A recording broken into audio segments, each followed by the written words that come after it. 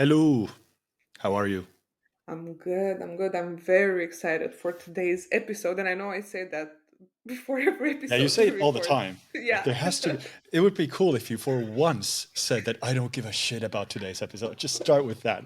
Just once. I Why do you cannot always do have to that. be so excited about stuff?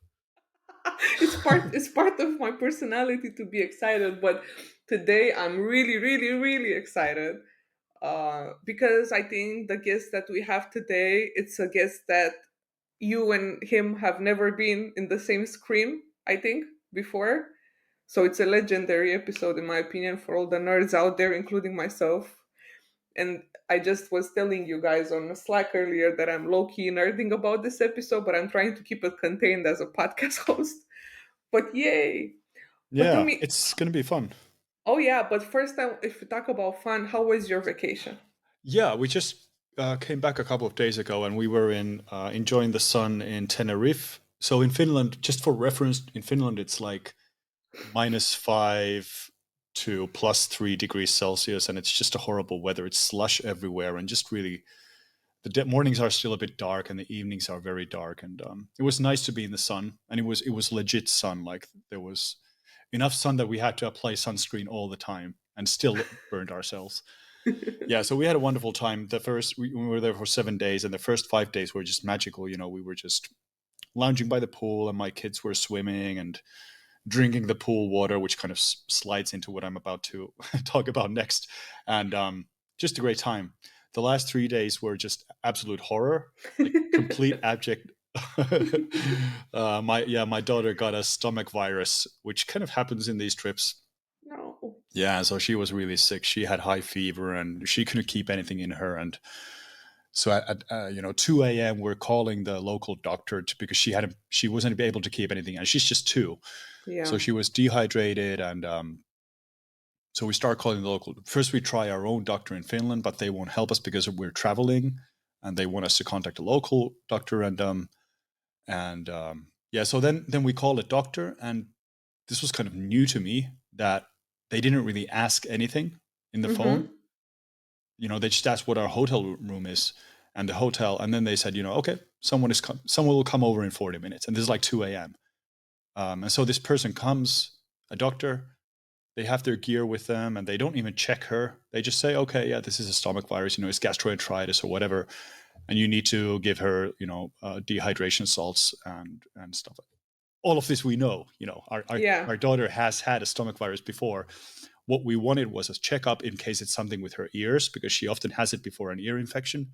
And Oh, we of course would have just liked, like, if it's just a case of telling us what she has and giving us a recipe, why did he make the journey over, like from another town? He could have just given us the recipe over the phone. over the So now we phone, get a yeah. recipe for those drops. And it was just kind of really, really annoying because, and of course he didn't speak very well English, and we don't speak any Spanish. So there was always the annoyance of a language barrier. And so it just kind of reminded me that in some cases, Finland is an extremely by the book, by the rules type of society. We have procedures for everything. It's very Germanic in that way. And one of the things that really works is this kind of healthcare system where if this had happened in Finland, the phone call itself would have sufficed to give us a recipe. Or sorry, I'm talking about prescriptions. We call them recipes Prescription, in yeah. Finland, but a prescription for these drugs, and we wouldn't have had to have a house call, which of course costs a lot more money. Well, anyway, we were insured and everything was fine, and we got her into better shape by the time we were meant to fly back. And luckily, none of like the rest of us are fine. Even though my wife got sick after the trip, not with the stomach virus, but No. with something else she probably caught in the airplane. But yeah, it just reminded me that when you go on a vacation with small kids, it's like a 110% chance that one of you will be sick. So you just have to. We've already built kind of defenses that we assume that somebody's going to get sick, so we have kind of procedures for that. We were still able to enjoy, like, my son and I, we went swimming, and then my wife was able to hang out with my son and have some time for herself. But anyway, it was a wonderful trip, and it was a horrible trip. It was the best of both worlds in a way. That's how it is with children in It general. Best is. of both worlds. Yeah, it's just so annoying. Um, but it's, and they catch it from anything. She could have Yeah, caught it from daycare, from the airplane, for drinking all that the pool pool water. water. Yeah, we think it's the pool water. Like, and the doctor even said that this is the most common thing he sees in tourists. Like, they all get out at some point. They all get out something in their stomach because of all Especially, the. Yeah, yeah, it's a new country. It's different. They have yeah, different purifications with the water. Like yeah. here, I think in Europe we're way more, I guess, Well, that Germanic wasn't. Yeah, that was another thing. Like, there's of course no natural water in Tenerife. It's an island in the middle of the of the Atlantic Ocean, so everything is bottled water. And when we ask for water during the meal, they bring like one bottle of water for everyone. And Mm-hmm. just that amount of plastic waste they must be generating on Yeah. that island is ridiculous. Like, of course, I don't see another solution to it, but it's still like, it seems like such an incredible waste. Yeah, Yeah. because there's no other alternatives, and it's even sadder No. because they're on an island. Like, where do Yeah, you take all exactly. of that stuff? Well, I'm sorry Yeah. she got sick. Yeah, but we had like, we're still like, we feel like we've recharged our batteries. Even with all these flus and everything, it's still fine. Got some vacation time. It's been, long time since I've been on a just a legit Vacation, yeah. beach hotel vacation where we do nothing else but lounge by the pool. So it was a lot of fun.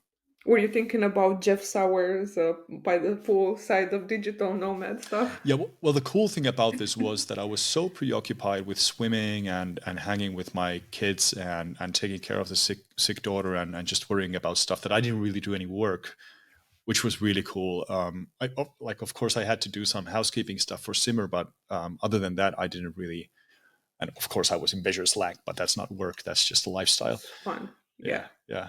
But yeah, it was nice to be that preoccupied. So now that I'm back at the office, this is the first day I'm back. I'm actually back at the office. I feel a bit like I'm just a little bit backlogged. Not bad, but I don't. I have very low motivation, but I'm still trying to shoot some videos for the course today. Anyway.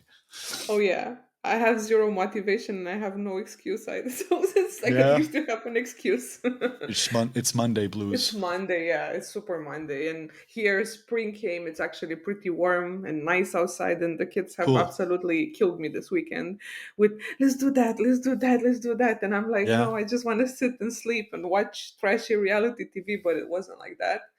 So yeah, Yeah. it's gonna be here. It's as soon as spring is out, all the parks are full. People are going Yeah. getting cotton candy. It's just becoming like crazy. So yeah, but it's cool. It's cool. It's That's good that nice. it warmed up finally. But Yeah. what course are you filming for right now at Simmer? I'm still working on the CSS selector stuff. Oh yeah. Yeah, I'm hitting the kind of the advanced parts now, so it's taking a bit more long. So it's taking a bit longer to write the content and to shoot it. But yeah, I actually just now I'm at the point where I just really want to get it over with because I've passed the point of this is really really fun. This is really really fun. Now it's just kind of like grinding it to the end. That's how Um, I feel with CSS selectors in general. yeah, I just want to get it yeah. over. The other thing that I noticed is that it's actually very difficult to do a long, extensive, deep dive into CSS selectors because they're actually when you understand the basics, they're not that complicated. But it's still fun to put it into educational format. I'm And excited about that course, and maybe you will do one on regex as well. I was thinking about that as well. But yeah, maybe it's a different level of complexity though, and it has a far more. Regex has far more like one of the things that I really hate about any kind of digital marketing stuff is that there are so many different ways to do a single thing. So trying Yeah, to write educational stuff for something and you have to take into account all the different approaches is detrimental and counterproductive. And regex is one of those. There are so many different ways to land an expression. So yeah, we'll see. for We'll my see what regex happens. for my regex Yeah. strategy, I use luck. I use regexr.com, Yeah. but it's just complete luck. And somebody was asking me from my team, like, "Hey, what's the regex for this?" And I was like, "Listen, just because I luckily had the chance to do it a few times, that doesn't mean I have any logic." Yeah. And thankfully, one of our seniors in the team is doing this regex training, but like it's like a cat just walked on your key, like. Yeah. That's how it is for me. But before we intro our new guest, I have a perfect song for today's ad, Simo ad. Oh, And nice. and the song, is very on a tandem with your music preferences that you and our guest have. So without further ado,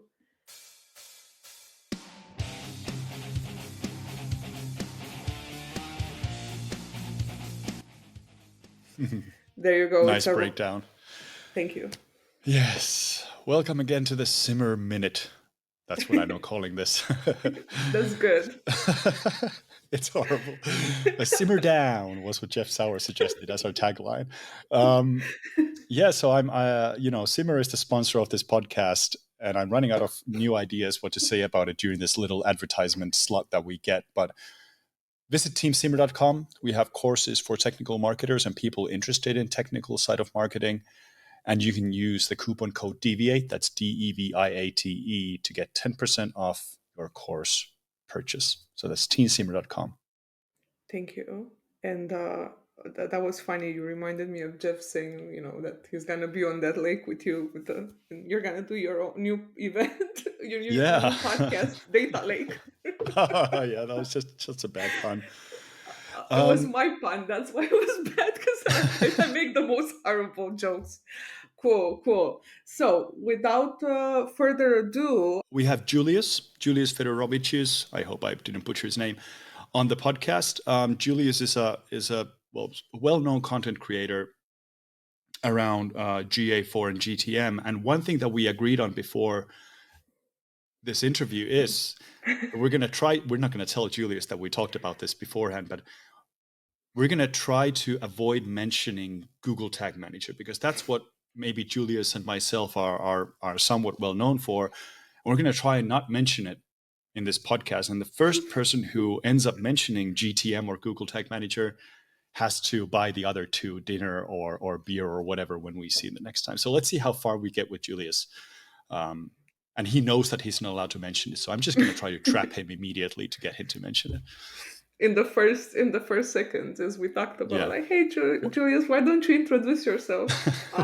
What do we want to talk about with Julius? Oh, I have some questions for a friend, aka me. I want to know how he started his YouTube channel, because I'm trying to grow my YouTube channel as well, and I have no idea how he got to. I mean, obviously, great content, which I'm still working on, but I think the journey of being a content creator in our niche is very interesting, because you have to constantly be I guess, things are changing so fast, like how your content can become obsolete the next week or the next day. Like, look at all this happening with GA4, right? Like, every week there's a new feature, a new change, things move around. And I just want to know, like, how are you able to keep doing this all the time and still have a job and a family? Like, how can we do this? And but how about yourself?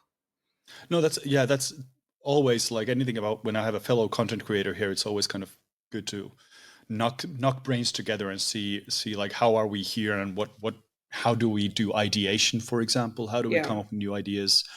And just this idea of well, one thing that I've struggled personally with is this idea that I'm writing technical documentation for someone else's tool without actually any financial payback.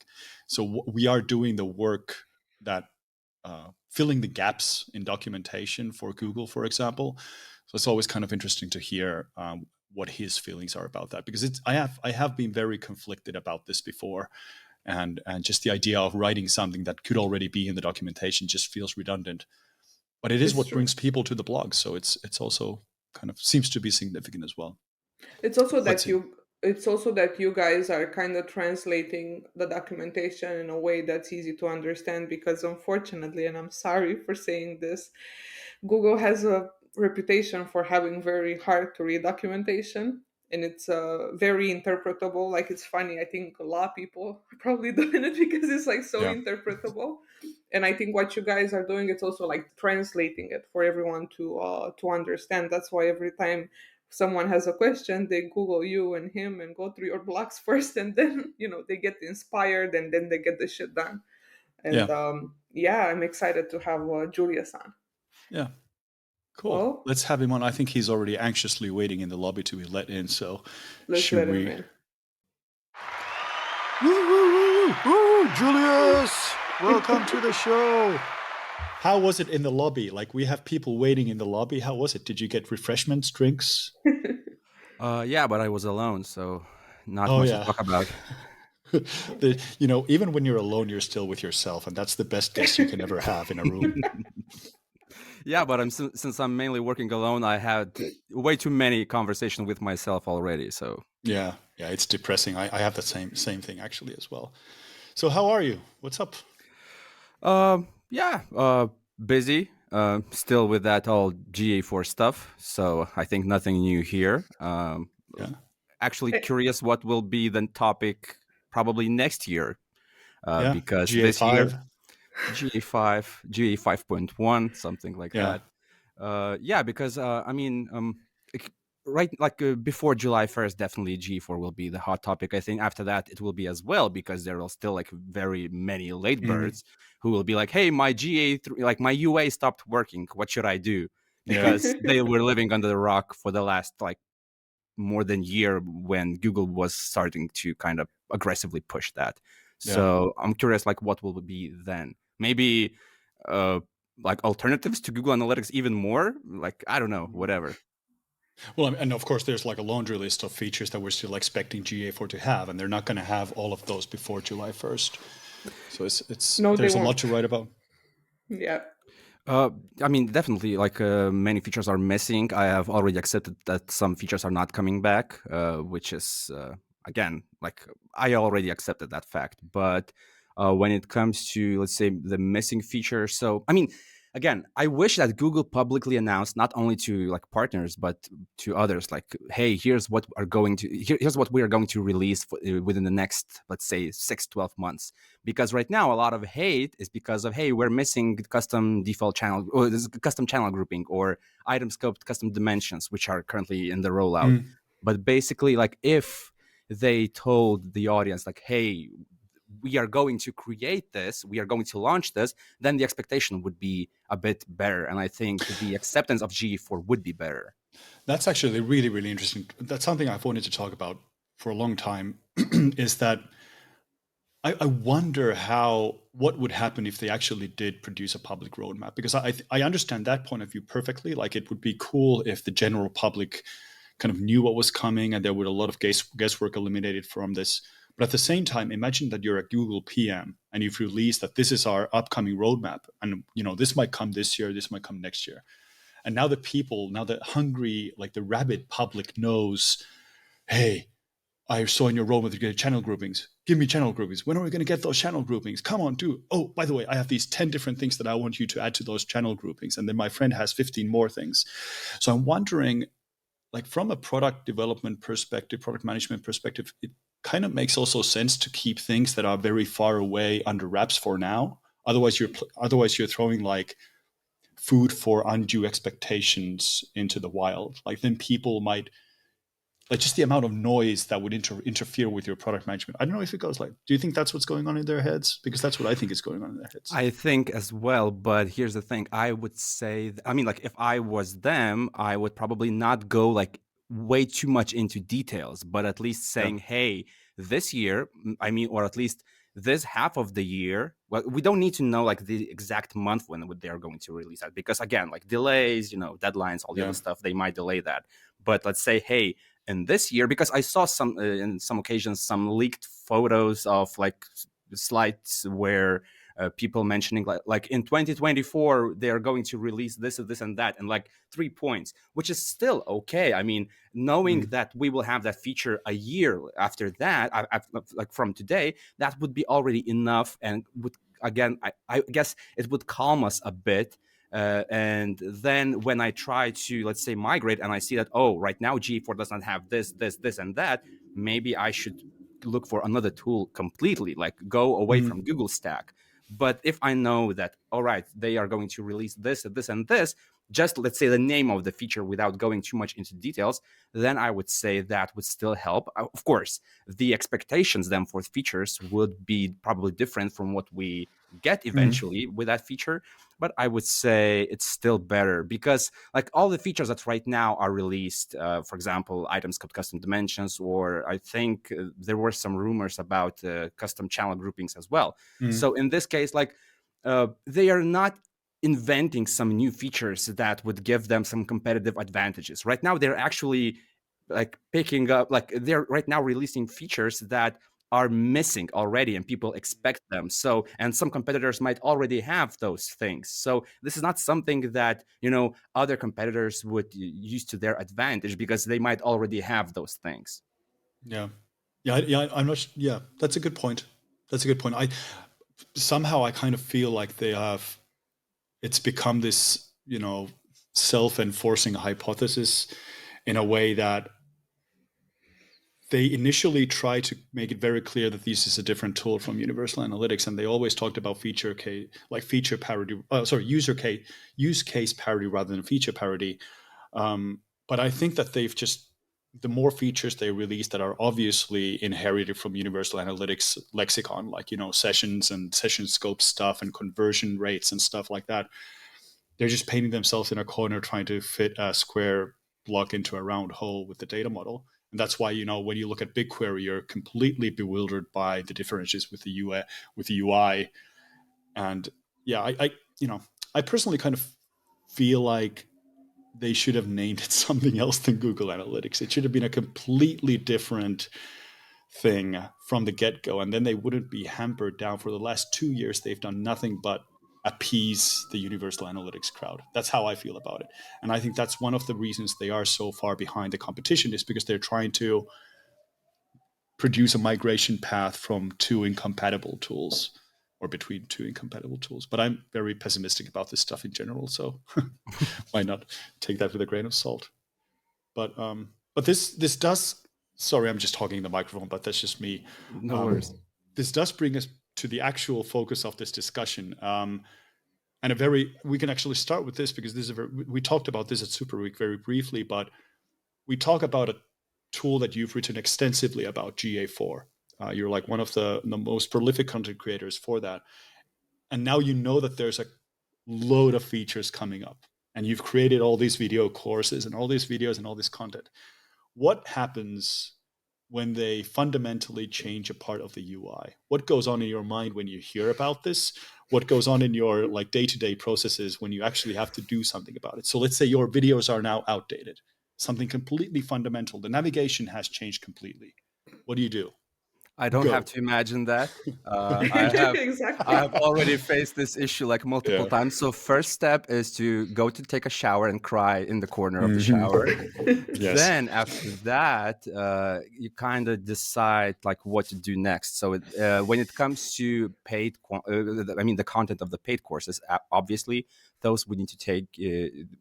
I would need to update them first, because again, they're paid content. So I have to do that. So this is the first thing. And then I have to kind of, probably schedule some time in my calendar just to first probably thing would be to review the content, the video content of the course. So that is quite intensive. Then I would need to prepare a sheet, what should be updated, what should not be updated. And then updating one course would take probably, 2-3 weeks, something like that. The first time I did that, it was like probably 2019, I guess. Then it was taking even longer, but right now I have kind of improved my processes, so I would say 3 weeks is a decent amount of time. So then you update that. But again, from the content creation perspective, that is not good. I wish I would spend more time creating new stuff rather than updating and maintaining my existing one. However, when you update the course, it's a very good moment to kind of do another upsell. Like, hey, this is currently the most up-to-date course in the market, and then here's another let's say situation where I could kind of promote my content, like here's like what you get. And the fact that they are actually changing stuff and I am updating my stuff, and not all courses online obviously are updated, this gives me a sort of like a competitive advantage as well. But again, right now this is becoming the new standard, because let's say several years ago I was one of the few who actually were updating the content. Right now not all, but probably many most popular content creators, they are trying to update their stuff as well. So this is becoming something as standard as it is, let's say, for the SaaS business, saying that their support is 24/7, which is like, again, the new standard, which was not probably like 5 years ago. So yeah, checking that. Then another thing is YouTube videos. I cannot update them. So if there are some most popular videos that I see that they're still getting traffic, and right now when their content is, let's say, is outdated, I see sudden like larger drop-offs at the beginning of the video where people realize, oh, this is outdated. So then I would have to publish them. That's why I have probably 4 or 5 1-hour tutorials on YouTube. Google Tag Manager tutorial for beginners. I'm getting sick of that, but damn it. We got the beer. We got the beer. I actually was rehearsing, and I was planning to mention tracking code manager by Google or something like that. Oh, this was too easy. I was going to trap you, but you made it so easy for us. Yeah, sorry. Okay, now we can talk about GTM as well. The floodgates have been unleashed. Okay, yeah. So Anyway. in this case, I have like 5 tutorials 1 hour long about the same thing, almost releasing every year because some things change every year. So that is kind of annoying. But again, like if there's a demand, I have to meet that demand and have to provide the content. And then, of course, then I took a look at the blog posts. So look at analytics, which ones are the most popular ones, and those get the highest priority. And then, so basically, every time they change something, I mean, Google, there's good side and bad side. So bad side means that I have to spend more work actually maintaining stuff rather than creating new stuff. But on the other hand, refreshing content gives me at least temporary boost in, let's see, search engine. When it comes to new content, again, Google, YouTube in this case, likes also content that has a, let's say, longer user retention. So when a video is new one and people are not jumping between old tutorials, that helps them as well and helps me as well. So again, like pros and cons. Yeah. I have a interesting question for you, Julius, that I'm very curious about. So before it was, you and Analytics Mania and everything that you're doing right now, what were you doing, and like how did you started this whole thing with blogs, with content, with like what were you, I don't think many people know, myself included. And this is the thing that sometimes people who enroll in my courses, they want not only to learn about the tool, but they also want me to give them advice, like career advice. And in this case, my journey is so unapplicable to them that they would not be able to apply that, because basically I was working in a digital marketing agency. I started, I think, in 2010 or 2011, and then we were basically just building. But the main stuff was just building websites, installing GA Universal Analytics on their site, giving them access, and then all right, it was nice meeting you. Then what happened is that eventually, like the CEO of the agency, he always wanted to bootstrap some like startup. So we tried with one that did not go well. Then eventually he started another one. And right now that company is not the agency. They're actually like a startup and very successfully growing. And they should become, I think, soon one of the, I think the third or the second, I think the third unicorn in Lithuania. So I think that they're going pretty well. But in this case, like when we were starting to work on the first startup, there were 2 co-founders, and one of them told me like, hey, we need to install Google Analytics. And this is, I think, well, not word to word, but pretty close what he said. Look at the data and give me some insights, like something like that. And I was like, I have no idea how to do that. Easy. And even right now, looking at what we had back then, I think we still had like probably 1 or 2 events, and everything else was standard stuff. So, but again, this forced me kind of to get familiar with the Google Analytics.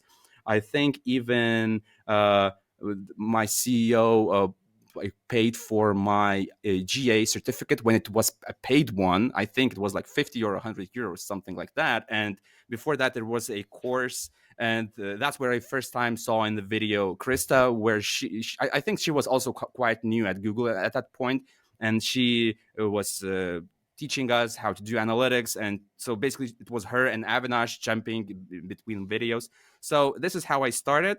And the start was not like that good. I would say I was still very at the basic level.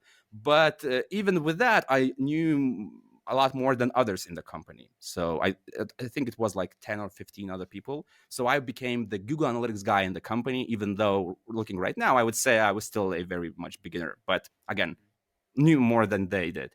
And so that started, and I was still working my day-to-day job, which was basically managing developers just to make sure that they meet the deadlines and that they do their stuff.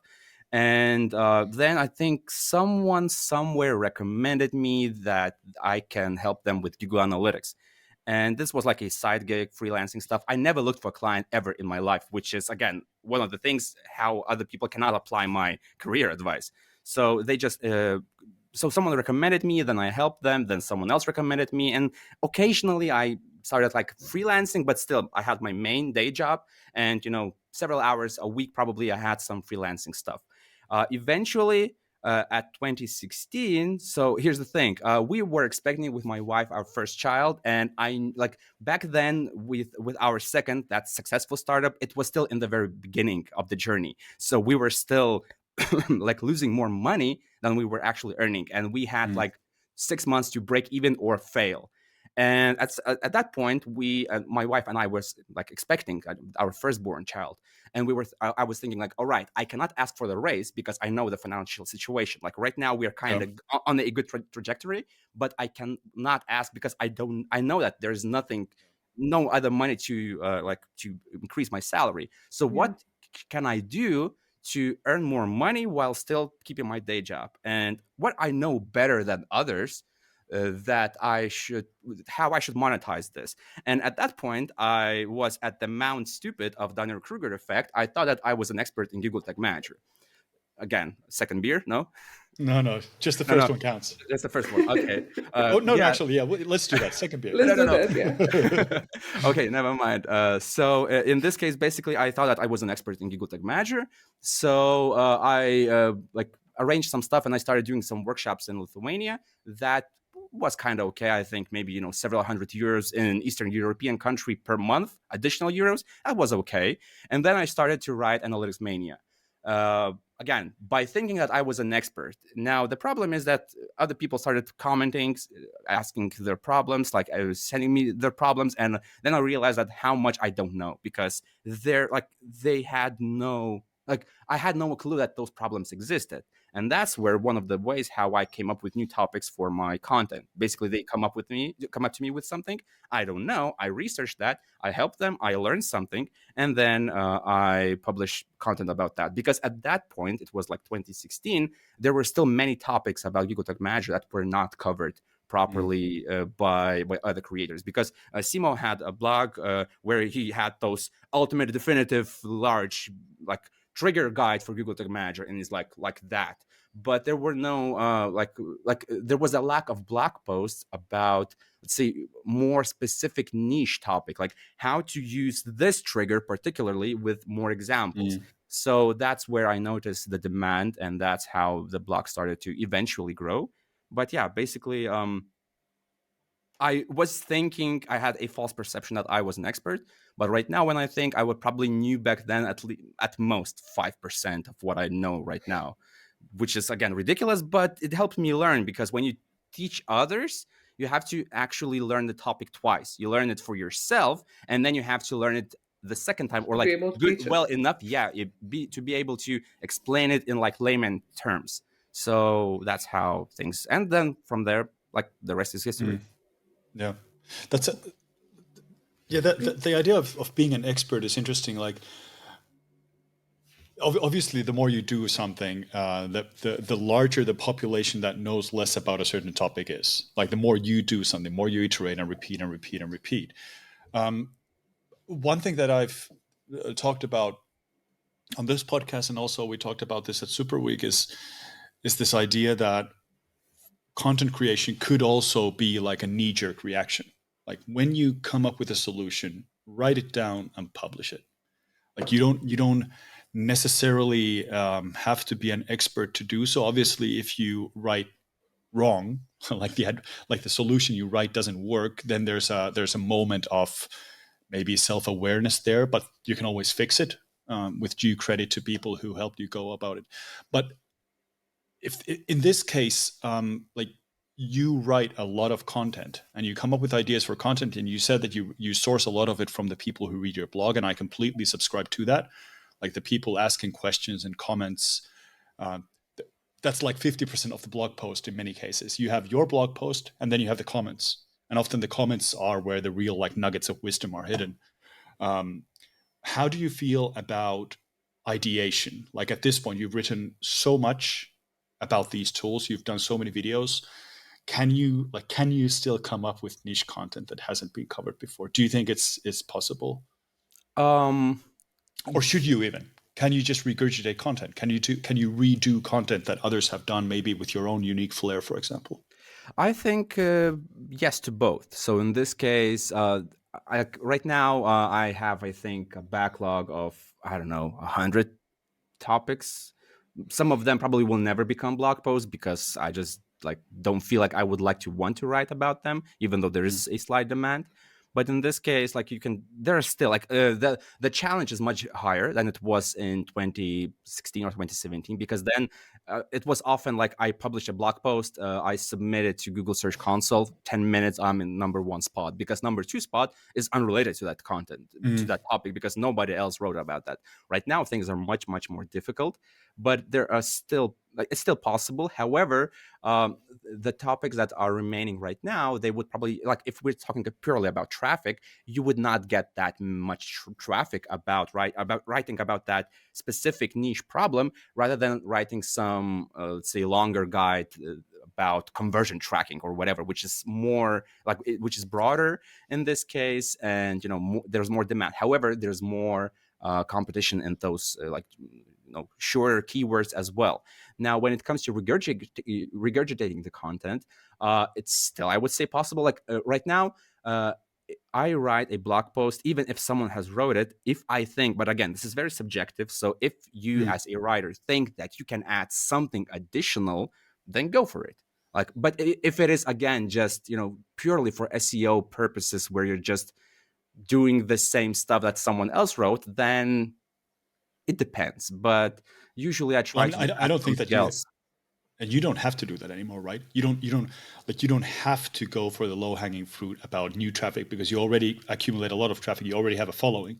So maybe has your approach changed? Maybe did you do more like SEO research before than you do now? Do you have more freedom to write? Or let me put it like this. Today, would you spend time writing an article that you know won't attract that much traffic, like purely because it's a very, very, very niche thing, or it's a passion project for you, or something like that? Would you spend time with that? It depends. So if the topic is something that looks really cool to me, because, hey, I tried this new stuff, I played around with these two things, I merged them, and then this third thing became a reality, I would like to share that, just to kind of feed my inner geek in this case. But if I see a topic that let's say in Google Search Console, I see that a small portion of people is looking for that, but I am not that interested in writing a blog post, I will probably not do that. So that's the reason why I have 100 ideas in my backlog, because probably 40, 50 of them would never become blog posts because they have low traffic, and I would not enjoy writing them. So if I enjoy something, I will write, even if I know that this will get, let's say, 100 visitors per month. But if I was just starting, I would definitely start with the low-hanging fruits, with long tail keywords that will get, let's say, 100 views per week or per month in this case. Because when you release 20 blog posts like that, then you have 2,000 visitors or 2,000 sessions in this case. So then it makes sense. That's how I started, because when I started, there were already established names in the niche, and I could not compete with them by writing a Google Analytics tutorial for beginners, because they're so the authority of other creators of other websites, it was much higher. So in this case, I had to come up with some short, with long-term keywords, but that will get not a lot of traffic. But then, little by little, eventually, when you have, let's say, 50 blog posts, all for long-term keywords, so in that case, that becomes a mass, and then the blog started to grow. That's how I did that, even though, I mean, right now I probably not to do that. But if some beginners are listening to this podcast, this would probably be a topic. That's one of my popular blog posts is about some feature not working in Google Analytics or Google Tag Manager, because people constantly deal with some features not working, and that was a low-hanging fruit. So if Google Tag Manager preview mode is not working, you Google, you find my search, which is like, I have been updating that blog post for the last like 5 years, and there were like multiple revisions because things start to break and some things get fixed. So that alone kind of helped me to establish my name, not only as someone who is just writing tutorials, but also someone who helps people solve their problems when they are when something is not working for them. I will not probably get that many subscribers from blog posts where I just say, hey, this is something that is not working, here's how you can fix it. But just this helps for branding in general, because many people noticed, told me that I like your blog post, like this blog post helped me, like saved me several hours of head banging and so on. How the fuck do you have time for all this stuff? Because you do YouTube videos, you do blog posts, you do courses, like, and do you have a team behind, or is it just you? 90% it's me. Then I have one guy who helps me with the basic video editing. So basically, I just send him, let's say, a 30-minute video with a lot of lip smacking and so on, and then he just cuts out all those let's say awkward pauses, and then I still have to I still want to review that, rewatch, and then add some additional touches as well. So each video still requires, let's say, several hours from me. Then blog posts. I mean, here's the thing. When I started doing this, it was like 50-50 content creation and, let's say, freelancing and client work. Right now, content creation is probably like 90% of that stuff. And Okay. the 10% is just, let's say, for, to keep my edges sharp. Even though actually I managed to keep my edges sharp by supporting my course students. They come to me, they still manage to find some problems that I haven't seen because things are evolving, and like, I don't know answers to all their problems. Some problems still need to do some research. I might do some Googling, and then I either might find a solution, or in some cases with GE4, it's just like, I have no explanation why this is happening. And then, after 6 months, eventually, hopefully someone will find out that solution, or maybe I will do, maybe someone else will do. But we, like, right now, the things, how things are unfolding with Google Analytics 4 is that it's a collective learning journey. Like, we don't know a lot of stuff, and then someone notices that, and the list of gotchas in GA4 is like growing exponentially right now. Let me ask you something that I've struggled with personally over the years. You and I both, and many people in our industry, are essentially writing technical documentation for a vendor. Like we are filling the gaps in Google's documentation. I have to put a footnote here that Google is actually doing a lot better with their tag platform documentation today than they were when we maybe started blogging about them. Do you ever feel like you are you are wasting your best professional years being a unpaid tech writer for Google, and you are at the whim of Google when they decide to change the UI? You are always one step behind, versus their actual tech writers know beforehand when something is coming up. Do you ever feel resentment about that, or do you ever question your life choices? Sometimes. So here's the thing. Google doesn't pay me, but I managed to pay myself for that stuff. So they change something, I update something. So as long as I manage to kind of fulfill my own needs in this case, it's part of the business. That's how I should accept my business model.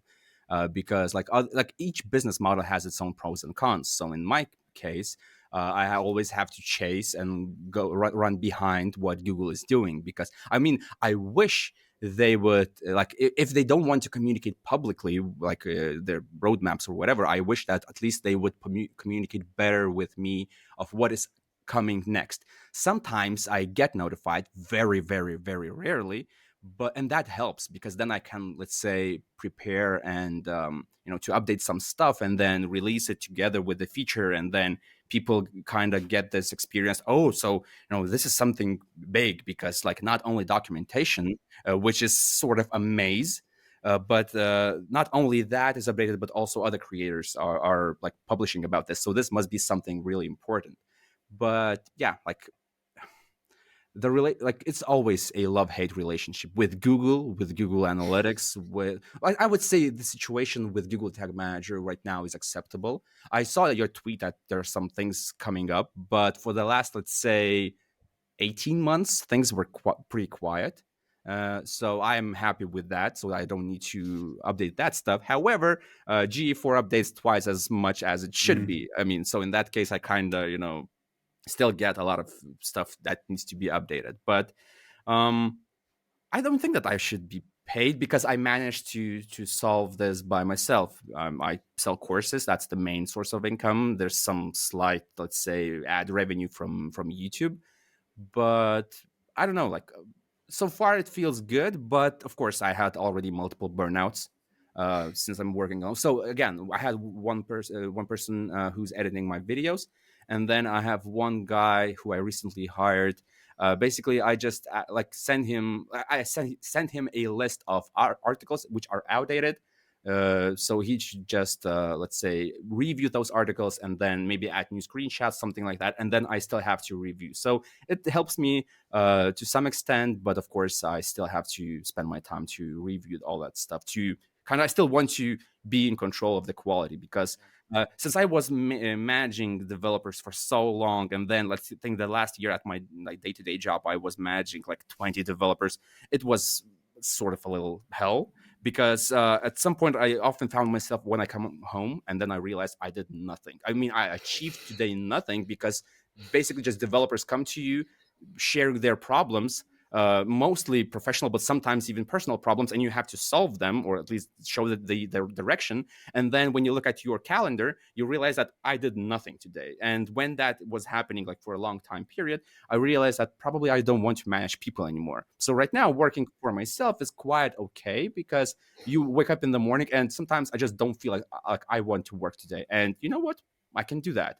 There again, I outsource some people, but they're not full-time people. So I don't care basically what they do during days when I don't have a task for them because they have other projects. So there's no responsibility, which is helping a lot. I think this is a common theme with all our guests, almost all of them, the ones that are, on the entrepreneur side, when, you just do your own schedule. I miss those days so much when you would just wake up and say, you know what, fuck it, and go back to sleep, turn around. So yeah, I do miss that. I also want to say for the record, if Julian is hearing, see, it's not me giving Julius ideas for content because we happen to like in the last period, everything that Julius was dropping, I was like, oh, I just had to deal with this.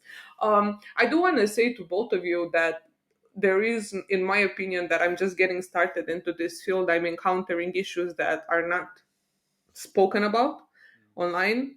Like before we started, I asked Simo something that I couldn't find anything about because there's different ways people implement GA4 where we use Google Tag Manager, and it's so different from client to client that there's some things that are not explored. So I guess it's a question for both of you guys. Like, how do you handle this community aspect where you crowdsource?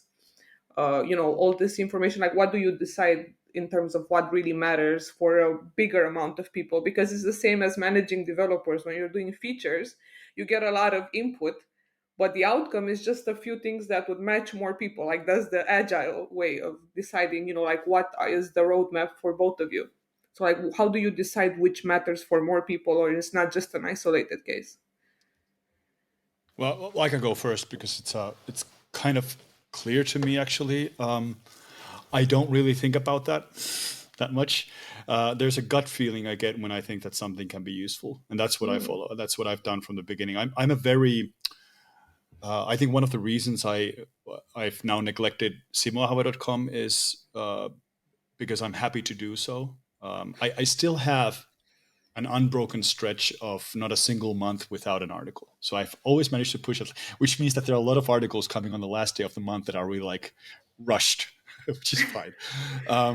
But that was always a personal blog. And then Simmer is now different. Simmer is professional. So with Simmer, we are now where Julius mentioned in the beginning, like trying to find a niche and trying to build a following. So it's a completely different approach. I can now really be very SEO-y in a way, trying to figure out what are the biggest questions regarding the topics of our courses. But when it comes to individuals, asking questions in Measure Slack or something and thinking, should I do a blog post about them? Like 99% of the time for me, it's now no. I'm not going to do a blog post about it. There's 16,000 people in Measure Slack and it has a permanent history. I can just answer the question there. If it's interesting, I'll tweet it. If it's interesting and I want to dive a bit inside, I'll also put it on LinkedIn.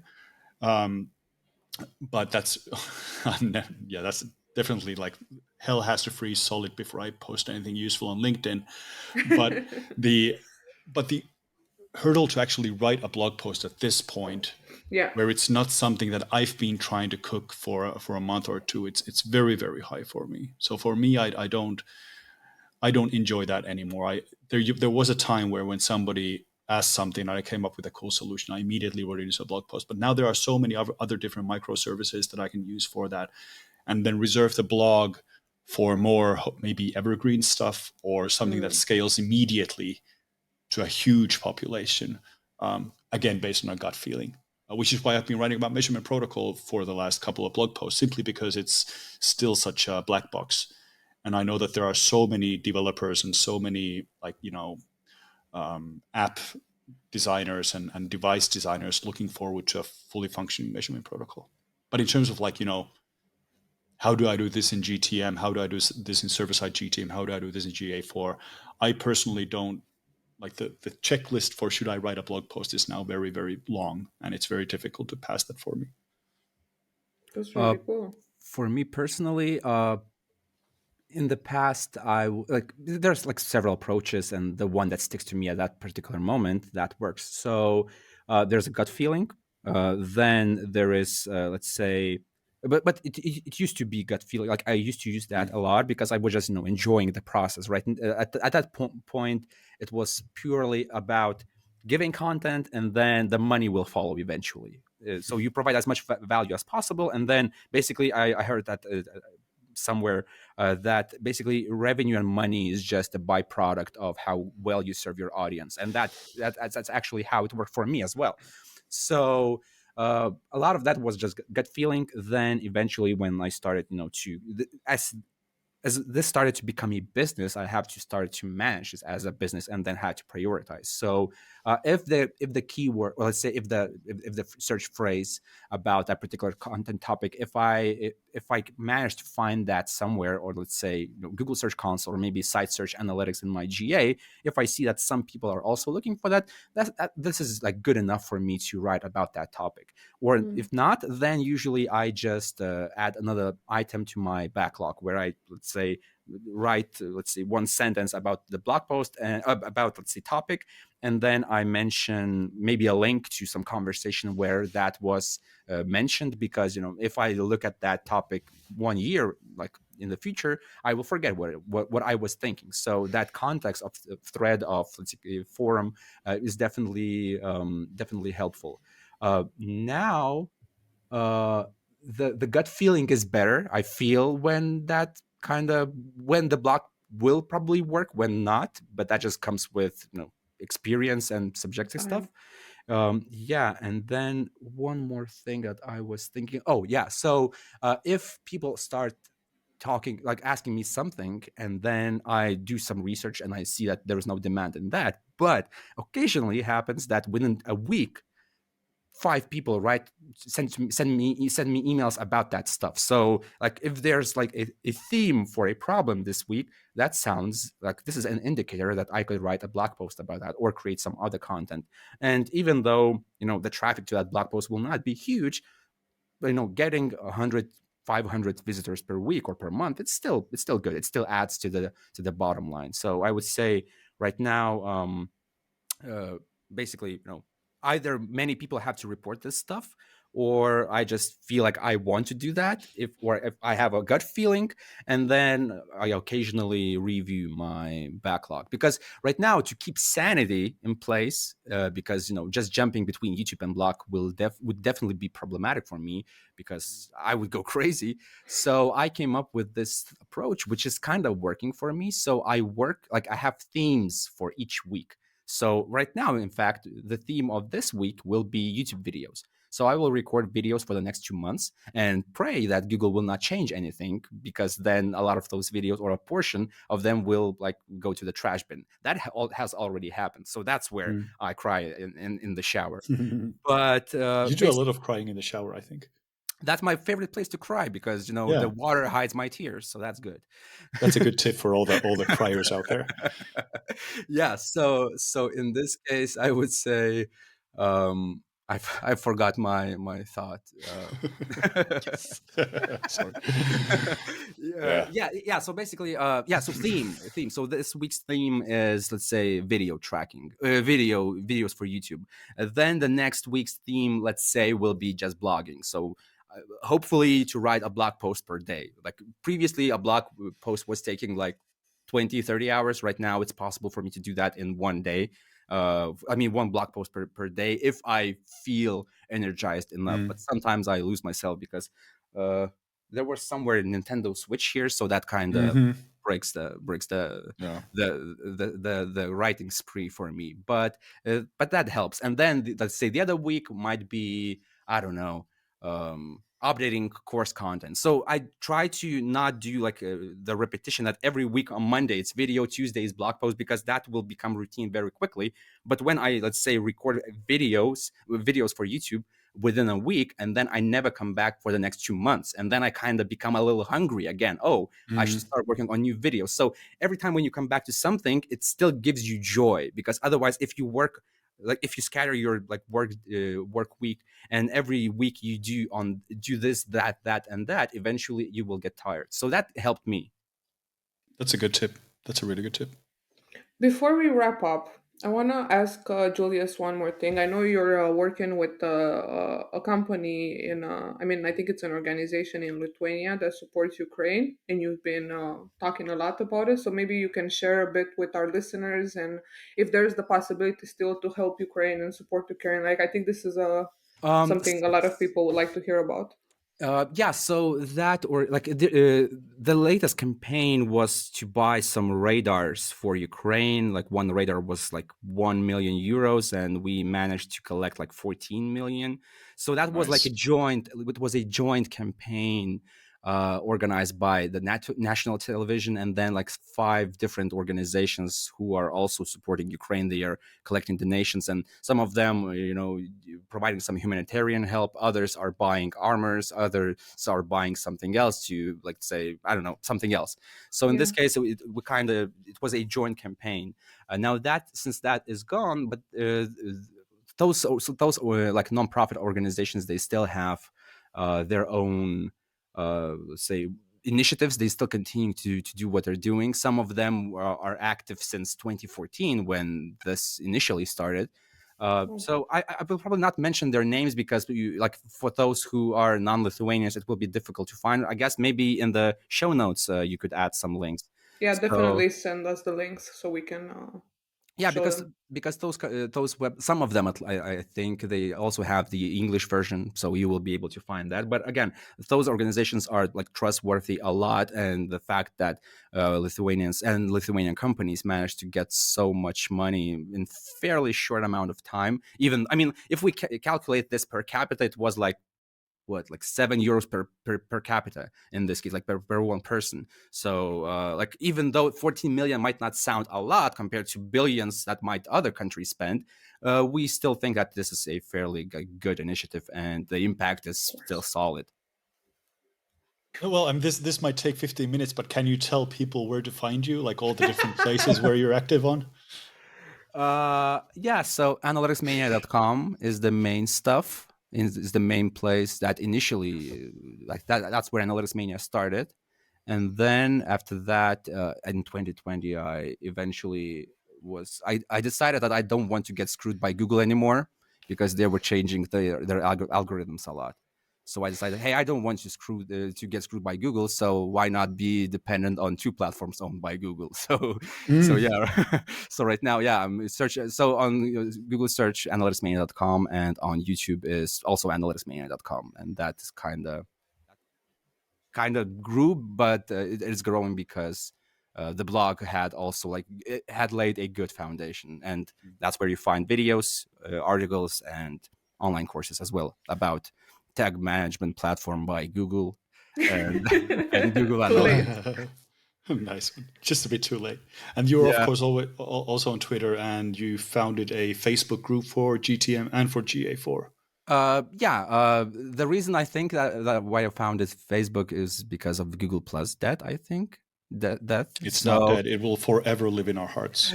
exactly, yeah. But again, like in that case, I decided, hey, I should take this space and have as much influence as possible, and so I started that. But Yes, you eventually, power hungry person, you. but eventually it just became a forum where you can ask questions, and Yeah.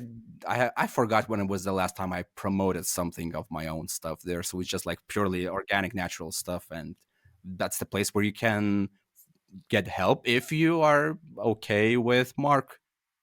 And the fact that there are a gazillion people there, so the So discussions many get Yeah, very people. noisy. yeah, they get both groups right now have surpassed 50K members. So Yeah. for a niche, I would say fairly Yeah. good result. Cool. Well, Julius, on my behalf, thank you for coming on the show. You are an inspiration. I think that you've been doing this for so long and so consistently that other content creators could maybe take a tip or two from you. I think it's really impressive how you've. Very similarly, we had Jeff Sauer on this podcast when he had a similar transition as you. So he started as a prolific blogger and online educator, and he moved to video as well, and has found a lot of success there. And I think you have as well. So just keep doing what you're doing and try to keep those videos updated, man. We'll try to do that. Of course, there is a risk that eventually I will burn down and I will say, "Hey, flip the table," and then I quit. But at that point, you've probably made enough capital to be able to kind of do that with comfort and enjoy your life on the beach. Well, let's hope so. And I'll see you in Copenhagen in 2 months, so you can buy me that beer. Because Oh yeah, nice. shit is expensive in Copenhagen. So I'll see you at Web Yeah, Analytics Wednesday. that was an expensive mistake. Yeah, definitely. Also, Yes. I hope I will go to Measure Camp London. I think I haven't got a ticket yet, but that's like if that's where you're going, maybe we can meet again. Also, Cool. Cool. All Well, right. thank you for coming. Thanks everyone for listening and watching.